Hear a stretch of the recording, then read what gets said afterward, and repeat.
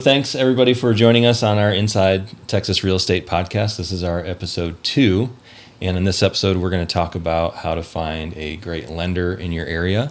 Obviously joined with Texas Tammy and Chance Gibbs. And what I thought we'd first do before we get into the lending side is just talk about what the market looks like today and kind of what you guys are seeing as far as, are we seeing more buyers into the market? What are listings doing? Stuff like that. So I guess we can just start with that and just talk about, what you guys are seeing as far as listings and buyers and all that fun stuff. Yeah. Well, I had 2 closings today, so it's Nice. great.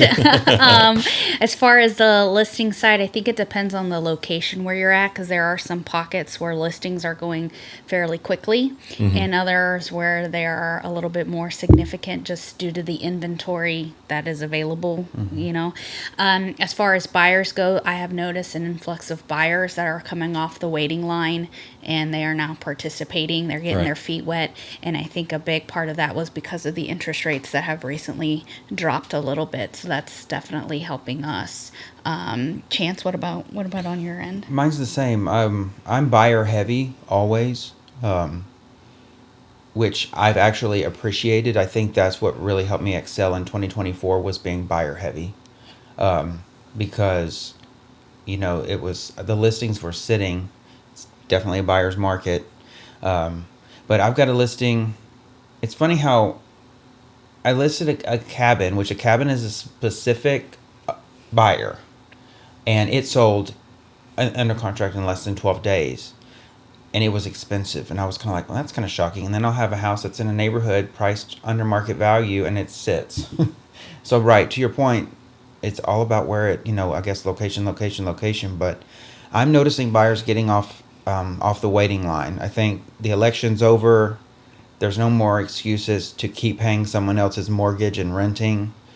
So they're definitely moving. I think people are realizing that house prices at least aren't going to drop significantly. And I think that they're seeing that the economy, I don't want to get political on this podcast, but that the economy is either staying where it's at or potentially getting better. So I think that's kind of bringing buyers off the fence and into buying. It's just, Oh, it absolutely is. Yeah. And when I say the election's over, it's like on either, it's just not there anymore to Yeah. loom. Like we know where we're at.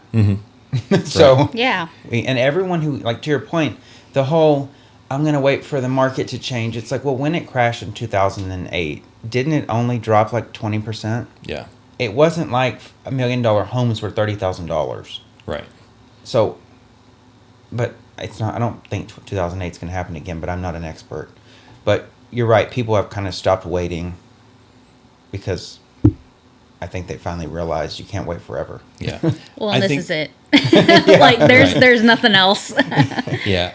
I will say this. I do think we still have a bit of a problem with affordability overall. Oh, we do. Oh yeah. House prices are expensive. We know that in 2020 or since 2020, house prices have essentially doubled in value, right? Since And COVID incomes years. haven't. Yeah. Right. Incomes haven't followed that.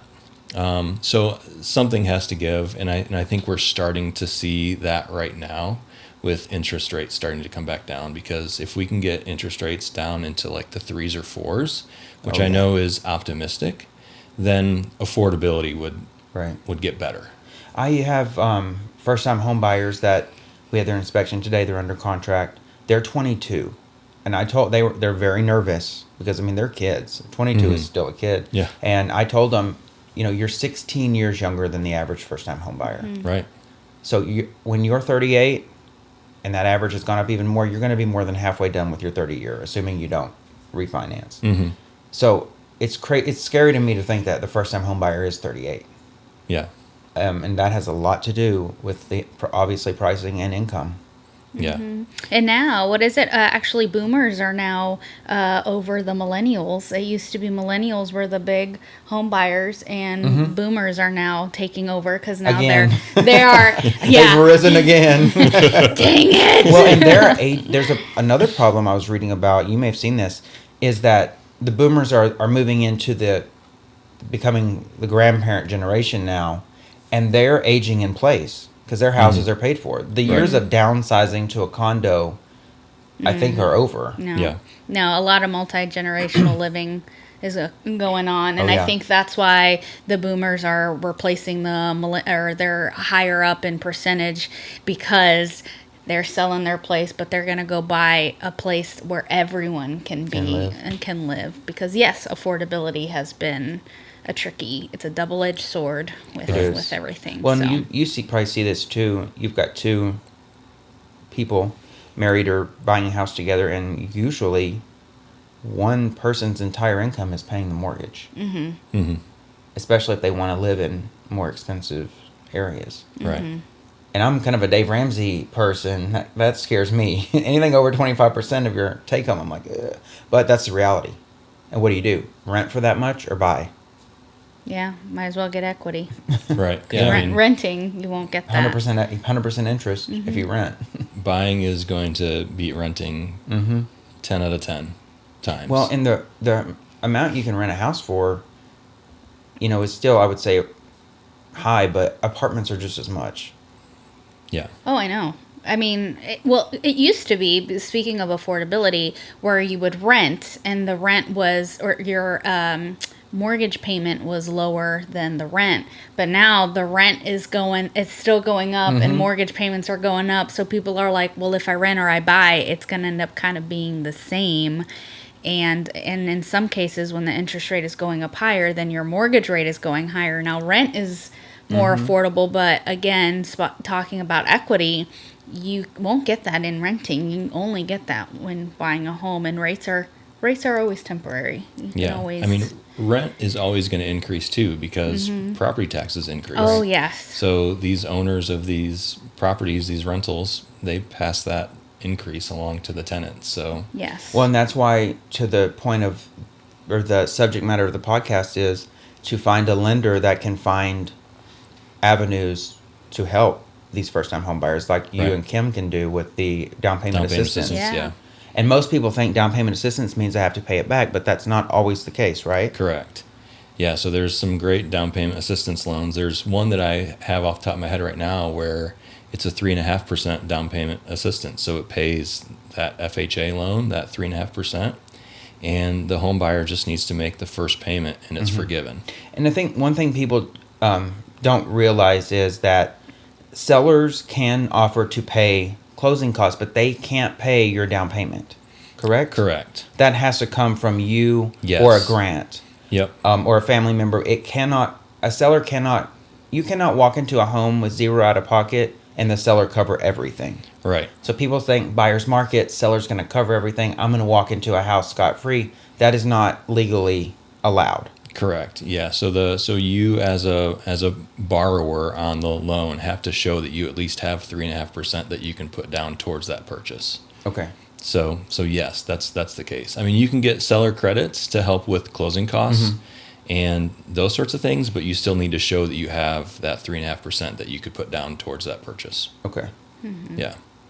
So there was two articles that I wanted to talk about here before we really got into lending that I saw. The first one had to do with new builds. So there's a new build that I think is going into the Prosper area where they're building 200 some homes, and all of those homes are going to be million plus is what I saw. Did you guys see that article? Yep. 300 houses, I saw that. Yeah. So I thought that was interesting article to read just because it had to do with new builds, and I don't know how you guys were seeing new builds right now as opposed to existing home sales. Are you guys noticing any difference of buyers gravitating towards either one, or is it pretty split? Yeah, for me, it comes also affordability. You know, builders, they have their own set of incentives that Yep. they've got going on. And sometimes for first-time home buyers, they would rather, if it's priced correctly, you know, builders, you go in, everything's going to be warranted, everything is nice and new, versus a resale home. You know, do they want character or do they want everything, you know, peace of mind for the next 5 to 10 years? Right. But yes, developments are booming everywhere. I was actually just pilot point here. We're about to be going under a comprehensive master thoroughfare plan, and we've got 10 big, large communities, and within those 10 big communities that are in the works, that is a total of 21,700 homes that are going to be popping up within the next 5 to 10 years.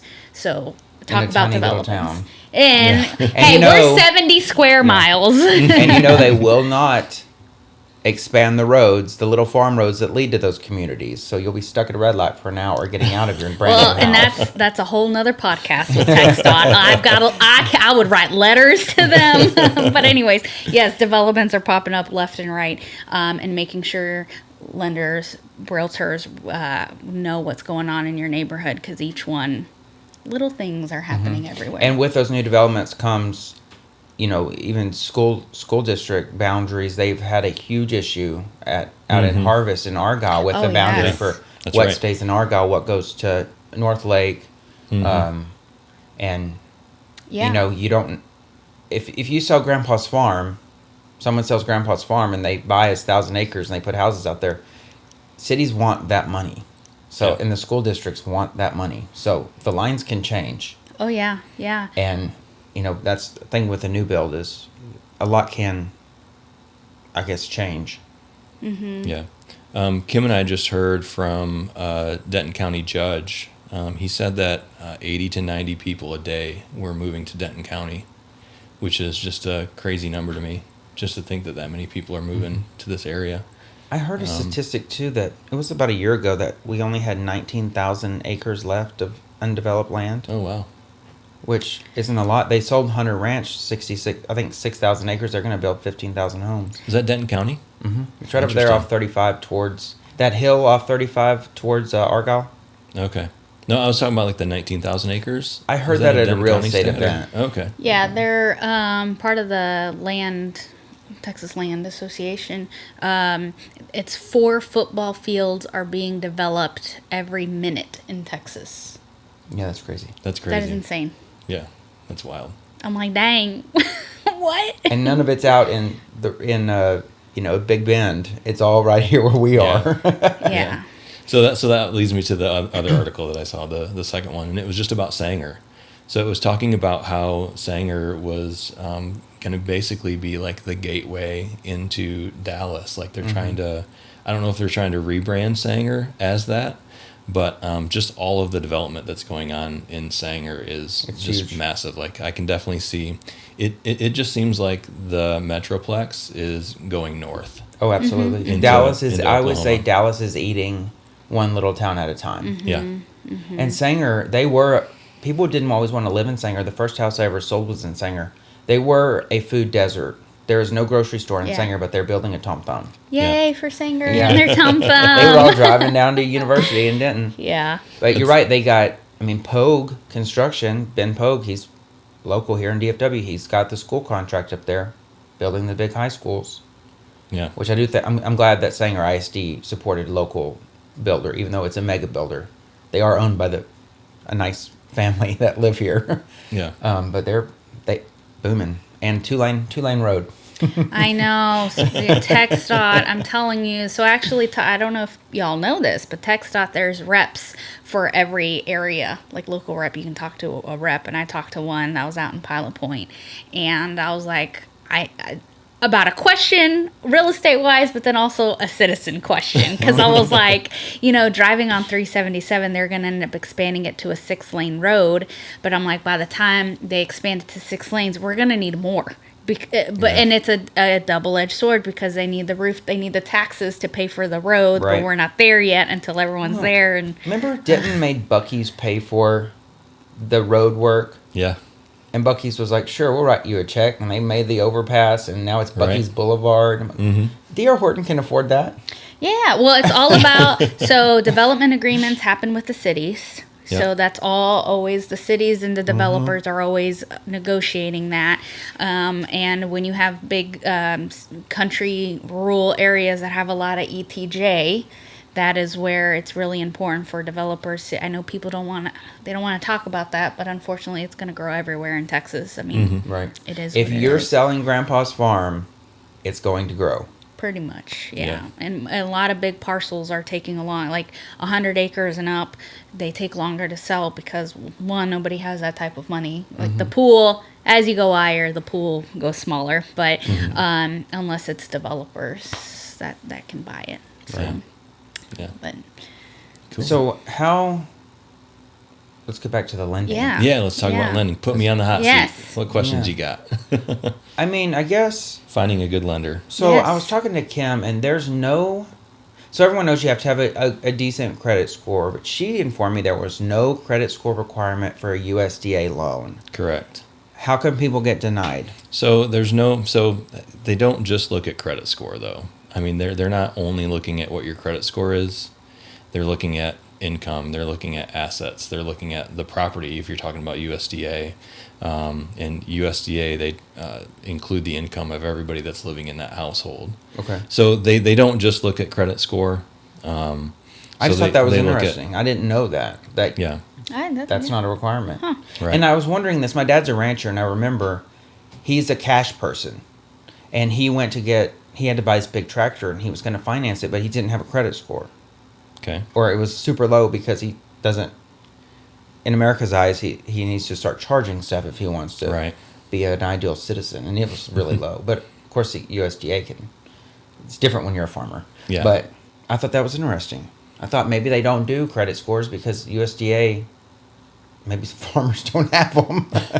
And is there a place, speaking of USDA, where buyers can go? Because it's got to be on a location, right? Not everywhere is USDA. Yes, correct. So can you talk a little bit about that? Yeah. So what you can do is just go to Google and type in USDA eligibility chart, and then that link will pop up a map where you can see a specific address if that home is eligible for USDA. It's going to be obviously rural areas that are going to be eligible, but there are some parts that are still outside of the DFW Providence Metroplex. Village. Yeah, Yeah. Providence USDA. Village, Yeah, USDA. I've seen, yeah. Yeah. Pops up green. That's all I cared about. So yeah, those are areas where we can do 100% financing, as in the borrower doesn't need to bring a down payment for those homes. They're still That's going the to they're still benefit going to of the have USDA loan. yeah, It's they're really still going to the have veteran. closing costs that go into that loan, so it's not a zero out of pocket, but A seller can it cover that. alleviates it alleviates the down payment for those properties. Right. That one kind of reminds me of a normal person, or I wouldn't say normal, a non-veteran's VA loan. Because Yeah. VA loans are nothing down. Yeah, 0% down. But you obviously can't get them anywhere. The VA loan is the creme de la creme, but Yeah. Yeah. it should be. Thank you to those that Thank serve you. our Yeah. Yeah. country. It should be. Yes. Now I have a question. So if somebody say they do the USDA loan, VA, because there's a pre-approval versus a pre-qualified. What do you guys do? What's the difference in case those that Oh yeah, don't walk know? us through Yeah. how they apply. Yeah, So there are many different theories or I guess opinions on the pre-approval versus the pre-qualification. I won't go into too much detail, but it's our opinion, and our mortgage brokerage does pre-qualifications. And the reason we do pre-qualifications is because we're not the ones that are actually lending the money. So if you go to a bank where they do in-house lending, as in they also service that loan, you make your monthly mortgage payments to the bank, they can issue a pre-approval because they're the ones that are fully underwriting that loan. Now, us as a mortgage brokerage, we connect you to many different lenders. So that's why we can't issue a pre-approval, but we can issue a pre-qualification. Now, I'll say that in that our pre-qualification is going to be the exact same as a pre-approval. As in, we still look at all of your assets, we look at your income, we look at your credit score, and we look at all of those things to issue you a pre-qualification, but it's the same as a bank's pre-approval. So that's kind of the difference, is who's lending the money, and then whoever's lending the money is the one that can issue a pre-approval. If they're not lending the money, it's a pre-qualification. So Oh, that's interesting. Yeah, Yeah. and in my experience, correct me if I'm wrong. You're the pro here. If I get a pre-qual letter versus a pre-approval letter from a buyer, for me a pre-qual is a little bit stronger because you've kind of already gone through a little bit more detail in the process and kind of vented them out, versus pre-approval, it's more of a verbal, yeah, they're good to go, they can qualify for X amount. So honestly, to me, and in today's world, they're pretty much the same The thing. same. Okay. Yeah, because most of the lenders that you're going to talk to, whether it be somebody from retail like a Rocket or one of those big box lenders, a mortgage broker who can do a pre-qualification, or a bank or credit union, whether they call it a pre-qual or a pre-approval, most of those lenders are going to be looking at the same things to issue that letter. So they're Okay. really the same thing. They're all the same. Yeah. Now, at what point does it hurt? Does it ding the credit that As- you've pulled the credit? Can you do a soft peak or whatever some lenders mention? Yeah, so we can do a soft pull, but in order for the loan to get fully into underwriting and approved by the lender, we would need to do a hard pull. So a lot of people don't understand that you have basically a 30 or 45 day window to shop for your loan. So if one lender pulls your credit today, you can have multiple lenders pull your credit in a 30 or 45 day window, and it'll only be seen as you only pulled your credit once. So for mortgage purposes, when they do a hard pull, it usually only dings your credit like 5 to 10 points. And then it usually comes back to where it was in about 3 or 4 months after that. But you have a 30 or 45 day window to shop your loan with different lenders, have them pull your credit, and it only shows as one credit pull. Oh, that's nice, because some people are sometimes worried about that. Yeah. Right. Remember the buyer that we had where he had 22 dings from the auto world Yeah. pulling his credit for a car? I guess it's not the same for a car loan. It could be different, yeah, and it all depends on on the timing between those credit Right. pulls. So And then speaking of kind of credit pools or things, but when you're talking about the process, so say somebody comes up to you and they're like, I want to like lock in my rate because they've already gotten something from you. Can you explain that? What does it mean to lock in a rate, in case somebody knows about that? And then what does that process look like? yeah, so typically in today's world, when you lock your rate, you're essentially you're locking that rate. So if it's like a 5.75 or a 6.25, you're locking that rate in for your loan. So a lot of times in today's world, you don't do that until you're actually under contract on a house, because you don't know how long it's going to take for you to really find the house and get under contract on it. So typically the process is once you're under contract, that's when we usually talk about actually locking your rate in, because mortgage rates move like the stock market. They change every day. Honestly, they change every minute. But lenders will usually reprice their mortgage rates 2 or 3 times a day. But yeah, you don't actually lock in your rate until you're under contract.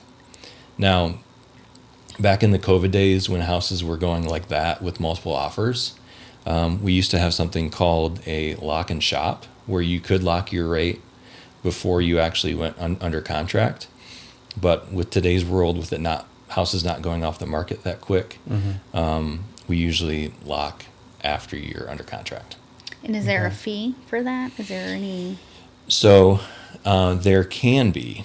So buyers can choose to pay money to the lender to get a lower rate, and that's what's called as like buying points, right? But what a lot of people don't realize is that you can actually do the opposite. You can actually elect to take a higher rate and actually get money from the lender to go towards your closing costs. Yeah. So when you actually lock your rate, you're actually locking in like that moment in time. And we can still make those movements if you want to, but you're just locking in that day's rate sheet, so to speak, where if you want to move up or down on that sheet, we can do that if you need lender credits, or if you want to buy your rate down to get a lower rate. Does that make sense? Oh yeah, Yeah. that's good to know. And that's another negotiating tactic, right? Yeah. Like there's so many ways to write a contract and so many ways to get your buyers into a home. So that's a good little inside tip Yep. for people. Yep, for sure. And as far as picking, we were mentioned picking a lender. I mean, I think just like I said with real estate agents, it is important to pick a local lender. And by local, I mean maybe they don't live in your town, but they are a person that you can text or call after 5. Because if you get a mortgage through a big bank, you are going to talk to several different people anytime you call from 8 to 4:30. Yes. And never a text at 10 o'clock at night when the deal's falling apart. to be saved. And that's Monday through Friday. Yeah, Monday to Friday. And When- real estate happens on nights and weekends. Yes. So Yeah. when do you need your lender? Yeah. Nights and weekends. Yeah. So the less local you get, the less personalized your experience is going to be. 100%. But I think it also makes sense to know who you're talking to, right, as far as lenders, because there are different types of lenders. You already mentioned kind of the big box, the retail lenders like the Rockets, places like that. They're going to be a lot more technology focused. So if you want sort of like a technology focused lending experience where you're calling essentially a call center agent to do your loan, and then the rest is sort of technology focused, then Rocket might be a good solution for you. I will say you're- I refinanced with Rocket in 2020. Very easy process, all online. I didn't have to do anything. It was stress free. Yeah. But I wasn't buying a house. Right. Yeah. I was refinancing a house I already owned. Yeah. When I was purchasing a house, my lender was local, and Yep. she needed to be. So I see like how important it is to have someone you can call whenever you're in that nervous first time home buyer, especially, or looking for houses. Yeah, for sure. Like I'm not going to say I don't like Rocket, but like I would never buy with them. I would never go out there and make bids on a home with Rocket. I'm Yeah. nothing against them. Super easy refi. 2.5%, 20 years. Bam. Yeah, so like my experience with the big box lenders is that they seem to hide a lot of their fees until kind of the last minute, where it doesn't make sense for a borrower to switch lenders. Right. So that's the biggest frustration that I see from a borrower standpoint, is that they seem to hide things a lot. Right. Well, and correct me if I'm wrong, but if you call Chase or Citi or any of the big banks, they're only going to sell you a product they have. Correct. Whereas you and Kim can sell any product. Can you sell a Chase product if it fits best? Well, we Or can't. how does that work? Yeah, so it depends on who the mortgage broker, which lenders they're actually signed up with. Okay. I mean, there's a ton of different lenders out there. Some of them work with mortgage brokers, and some of them don't. Okay. Like we don't have a specific Chase Bank product.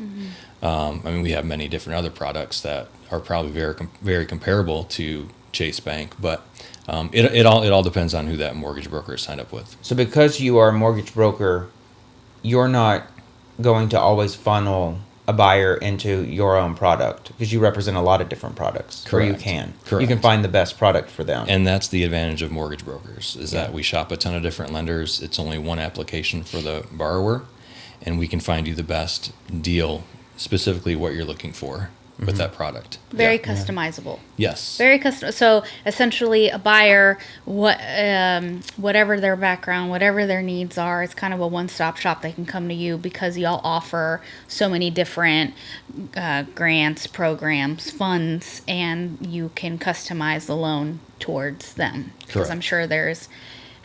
Actually, now I'm just curious. How many variety? I don't know. This is going to be a big question. How many variety of loans are there? So Is it many. Unlimited. There's so many. The limit Yeah. does not exist. Like, Really, I mean, if you're talking about like all of your conventional, your FHA, your USDA, your VA, and then there's a bunch of non-QM type of products where you're talking about like bank statement loans and DSCR, debt service coverage ratio. ITIN. There's Oh, so many yeah. products out there. Yeah. yeah, there is quite a bit. I've Yeah. only ever worked conventional FHA, VA, obviously, owner finance, cash. Then the one that we did with the FHA with the construction loan, that was interesting. like a jumbo loan, like Right. wrapped in. Hmm. It was basically, yeah. Yeah, I've had those too. Yeah, It was interesting. A lot of work goes into that for them. The Well, realtor oh, has yeah. the easy side. You just sell the tear down. They have to worry about right. Yeah. Oh, so you're talking The about renovation. like a renovation loan? Renovation Yeah. loan or a FHA 203K loan. Right. Yeah, Yeah. I actually, before I got my license and before I even knew y'all, we were living out in Springtown and we got approved for a FHA 203K loan. And that, as a buyer experience, my goodness, I was like, what did we get into? Because it's not, I know we get the clickbait, YouTube TikTok videos like, yeah, you just get this loan, it's easy. Yeah, But they're a lot the more oh my complex. gosh, so very complex. Oh, you got to check all those boxes, requirements. You just can't buy any ugly home. It's got to be the right ugly, just the right amount of ugly to get approved. Yeah. And speaking of the different types of loans and stuff that you guys offer, I know there's a mortgage person for everybody out there, just Yep. like there's a realtor for everyone out there.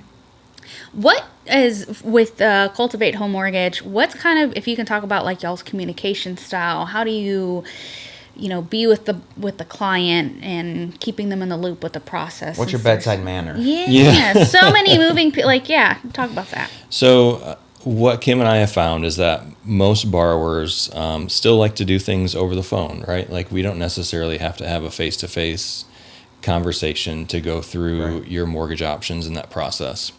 Now, one of the things that we do, because it's important to us, we still want to make it sort of a personal transaction, personalize it.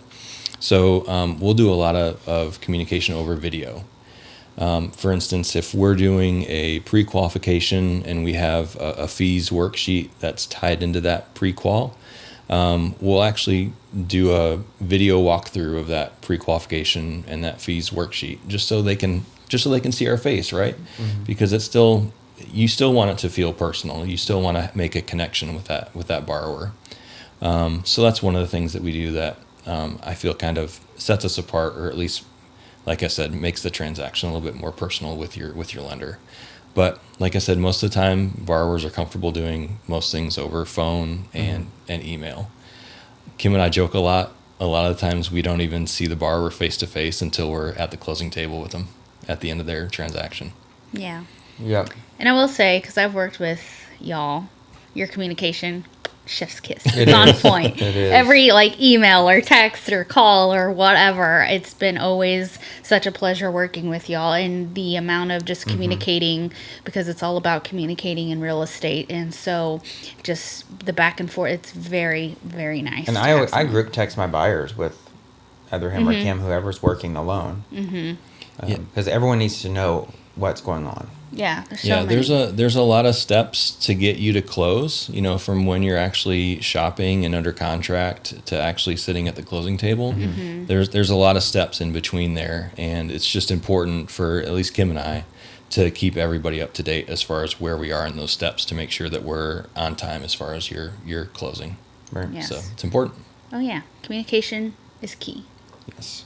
Yep. And how long, I know kind of at the last podcast, we talked a little bit about y'all's background experience, but in case nobody heard the first one, this is their first time listening to it, can you talk a little bit about your expertise in the industry, how long, etc., all that stuff? Yeah, so on our first podcast, we talked about Kim, and Kim is going to be on one of these podcasts. Yes, she'll be on the next one. Here. But we had said that she needed to tell her story as far as how our company got started. But we personally got started with investing, and that's what kind of got us into real estate as a whole. Kim has always been sort of a math nerd, so she got into kind of like the number side of things. A mathlete. If we're mathlete, the limit does not exist. Wow, yes, yeah, I like it. Thank you. And you're wearing pink. Oh, I know, but it's not Wednesday; it's Thursday. It's okay. Sorry, Greg. So Kim got into lending first, and I was sort of in the corporate world at that time. But Kim got into lending, and she said that I would love it as well. We've always wanted to be the ones that sort of started our own business. We've always talked about opening our own company, and mortgage just kind of fit all of those check marks for us. So we launched our company in August of 2022. So we've been on our own since then. Kim was at it for about a year and a half before then, doing loans, and we've just been at it full time since then. Yeah. So and rocking and rolling. It. Yeah, it's been fun. Yes. And what would you say is your most majority or most common loan buyer profile that y'all work with? Yep. So I kind of handle a lot of the conventional FHA types of loans, first-time home buyers as well. I do a lot of the down payment assistance loans that we have. And then Kim is more on the VA investment side of things. So she's got her VA certification. And she's really great at the investment loans. So like the non-QM, the DSCRs, the bank statement loans, self-employed borrowers. That's sort of Kim's forte. That's awesome. Yes. So yeah. I know on the veterans she does awesome. Yep. Yeah, she knows everything about those loans. Yes. Yeah. I think And the veteran. land loans that you can do. A lot of stuff in the Yes. VA you can take advantage of if you're a veteran. Yes. Yep. And I think it's important to have a loan officer that is certified in those niches so you can take it. You know, you don't know what you don't know, and they are just a plethora of knowledge just in that little area. So, yes, I think of veterans. I'm like, Kim and Craig. Here. A question that I get a lot from buyers that maybe you can answer is they ask, is there any penalties if they try to pay their loan off early? Does it matter on the loan? Does it? So no, as far as the loans that Kim and I do, we don't do a prepayment penalty. That is good because I know for me I always try, and I'm sure Chance you do this too, telling our buyers like make that 13th payment, Yeah, if pay you're as soon as you can. Yeah. set it up. If your bank will allow, my friend's bank stopped allowing this because of this. They don't want to lose the interest. Banks want to hang on. But I set mine up where every other Friday, half of my mortgage payment gets made.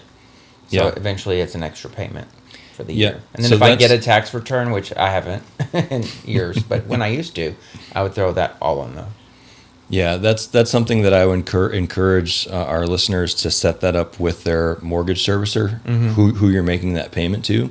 If you want to make 2 payments throughout the month, just make sure that your servicer knows that you're doing that, and then make sure the servicer knows that you want that extra payment to be attached to the principal, Right. and not Yeah. the interest. And I Yeah. think that can cut like anywhere from 7 to 11 years off Yeah. a 30-year Yeah, loan. huge savings to do Yes. A little bit here and there. Yes. Yeah. Because the banks make their most amount of money the first 5 years of the loan. Yeah. So the first year, I'm like, try to make at least one extra payment, y'all, because that will. Right. At first, you're gonna be like, man, where that other? That's a whole. I could have had extra fund money, but in the long run, it will save you thousands on all that You interest. don't want to look at how much you actually pay for your house. Oh, I know. Yeah. That 400,000, 200,000 is a lot more. Yeah. Yeah. At the end of Real the day. estate's a long game, though, It is a right? long game. I mean, if you get into it and stick it's a with big it risk over for a a bank. period of time, it's always going to beat out renting. It will. Mm-hmm. But you have to have a local realtor and a good local lender to really win. Yeah. Yeah. We get the job done. Yep. Batman and Robin. Yes. But who's Batman? I'll be Batman. I don't look good in red and green. I think who's Batman and who's Robin varies on the Oh, that's transaction. true. so That's too. true. Yeah. I was like, Well, and you're the Texas type of Tammy. You already have a name. I do. It's about, yeah. You're the new Batman I sidekick. am. I'm all in one. I know you mentioned a boss, W2. What if 1099 here? Whoop, whoop. Talk about what if there's some listeners out there, they're business owners. Yeah, How does that work for So them? if you're self-employed, then you're obviously not going to have any W-2s. So what we're going to do is pull your taxes. So your tax returns from the previous 2 years. We'll look at those to verify your income. So it's important for a lot of the business owners out there that if you want to buy a house 2 or 3 years from now, to make sure that you're not writing off a bunch of expenses That's to a lower write-off. your tax burden, That's right. a write-off. because that can affect your purchase power. Or you Right. need to be stocking cash away. Yeah. Yeah, start Yeah. saving, start Yeah, for a putting down more for a payment, down yeah. payment. Yeah. Yeah. Yeah. Wait, I've had that. That happens. I've had that happen to a couple buyers. They are. One of them owns a very successful lawn care company. A lot of cash in the gun safe. Not a lot of cash in the bank or on paper. And then We're not here to get in the legalities of that. But Right. it is what it is. You might make a ton of money a year, but the bank can't see it on paper. Then they would do the loan. Right. Yeah, we have. That's one of the unfortunate conversations that Kim and I have to have often, is with self-employed borrowers. They just write so much off, each year on their taxes that we're not able to qualify them for the house that they want, which is unfortunate. So for those that want to do that, a tip would be just not write off as much for at least, so you can qualify for that home. Yeah, right, so for the we first so we year. so we pull 2 years of tax returns. Yeah. So make sure that your income that you're claiming on those 2 years of tax returns equates to, the amount of house that you want to buy. And we can certainly have that conversation with any borrower Right. that's in that boat. If you're purchasing 2 or 3 years from now, call us and we can have that conversation so you know how much to claim Start saving each year. Yeah. Right. Yeah, and if Or somebody not right off. if somebody has it in a safe or under a mattress, how long does that money need to be seasoned? Like Yes. to So put it in the 60 bank, days. 60 Please days. put it in the bank. It has to sit there for 60 days. and then it can be part Then of it can be your. used. Yes. So put your 200-300 grand you got in the gun safe. Put it in the bank. I have a that- buyer who needs to hear this. Put the 250,000 in the bank and call me in June. Alexa, no, Yeah. remind me. Yeah. Put money in the bank. Yeah. That's good. So, cool. Do you have any more questions?